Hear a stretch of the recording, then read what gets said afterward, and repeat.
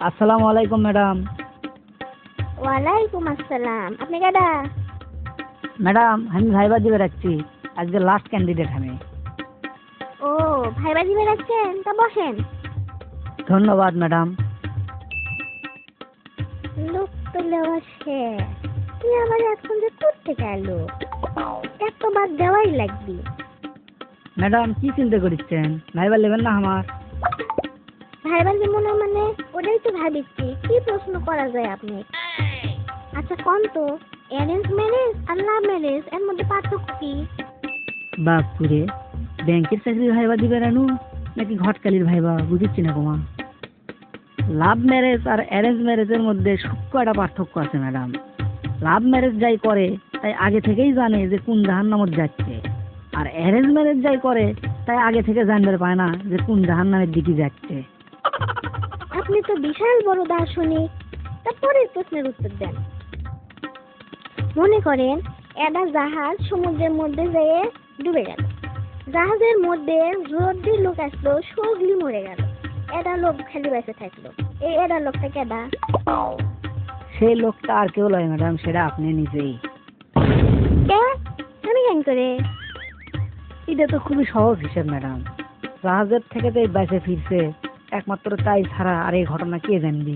যেহেতু আপনি এই ঘটনা করলেন, তার মানে ওই লোকটা আপনি। বাপুরে, আপনি তো সেই জ্ঞানী লোক বাদে। একদিন কোথায় আসলেন? আপনার জীবনের ঘটে যাওয়া এমন একটা ঘটনার কথা কোন যা একই সাথে কষ্টের এবং আনন্দের। ইনকে ঘটনা তো আমার সাথে মেলা ঘটছে ম্যাডাম। তাই যে কয়দিন আগেই একটা ঘটলো সেটাই তাহলে আপনি কই। রাত 12টার দিকে আমি রাস্তা দিয়ে হেঁটে হেঁটে বাড়ি যাচ্ছি। যেতে যেতে এক সিটের গলির মধ্যে হঠাৎ করে এক লোক আসে আমার সামনে লাফ দিয়ে খাড়া হলো। খাড়া হয়ে করতে, তোর কাছে যা যা আছে সব দে। আমি এখন চিন্তা করেছি আমার কাছে কি আছে কি আছে। একটা মোবাইল খালি অনলাইনে অর্ডার দিছিলেন, সেটা তো এখন আমার কাছে আসেনি। ওই লোক বললাম সেই কথা যে ভাই মোবাইল অর্ডার দিছি এখনো সেটা পাইনি।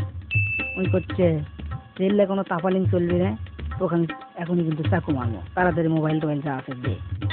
তারপর এই চাকু মারার জন্য পকেটে ধার দিয়েছে চাকু বের করবি এই উদ্দেশ্যে। তো পকেটে ধার দিয়ে করছে আমি অনলাইনে তো অর্ডার দিয়েছি চাকু এখন এনে পাইনি। ম্যাডাম এটাই আমার জীবনে ঘটে যাওয়া লাস্ট একই সাথে দুঃখের আর আনন্দের ঘটনা। বাপুরে, গল্পটা তো সেই। এখন আপনি কিছু হতাশ মানুষের উদাহরণ দেন। ম্যাডাম বাংলাদেশের যদি 18 কোটি মানুষ হয় তাহলে 18 কোটি মানুষই হতাশ। কাক কয়ে আমি সেই কাক বাধ্যম। কেন করে উদাহরণ সহ বুঝে দেন। মনে করেন যারা অল্প বয়সে বিয়ে করছে তারা হতাশ। তারা ভাবিচ্ছে আরামে পরে বিয়ে করলে যেন আরো সুন্দর সুন্দর মেয়ে পেলে হয়নি।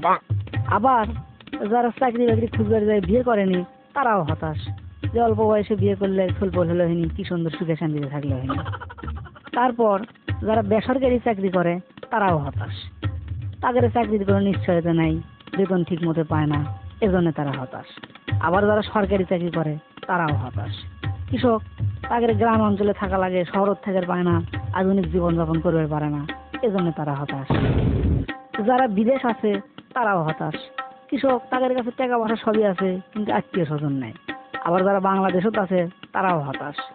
এই বাংলাদেশের সবসময় তাদের রাস্তাঘাটের জ্যামের মধ্যে থাকা লাগে, ধুলাবালি এগুলোর মধ্যে, এই জন্য তারা হতাশ। তাহলে আপনি আমার কন হতাশ লয় কেন? বাহ, ফাইন তো বুঝে দিলেন আপনি। এখন শেষ প্রশ্নের উত্তর দেন। রাজা লক্ষণ সেনকে পরাজিত করে বাংলায় মুসলিম শাসনের গোড়াপত্তন করে কেডা? ও, সহজ নামটা আপনি কয়ে আমার জন্য ছিলেন কঠিন নাম না। বাংলায় মুসলমান শাসনের গোড়াপত্তন করেছিল ইখতিয়ার উদ্দিন মোহাম্মদ বখতিয়ার খিলজি। তা ম্যাডাম চাকরিটা কি আমার হবি? ভাইবা তো ভালোই দিলেন। তা আপনার চাকরি নির্ভর করেছে দর্শকের ওপর। কেবারে দর্শক মন্ডলী, চাকরি কি দেওয়া যায়?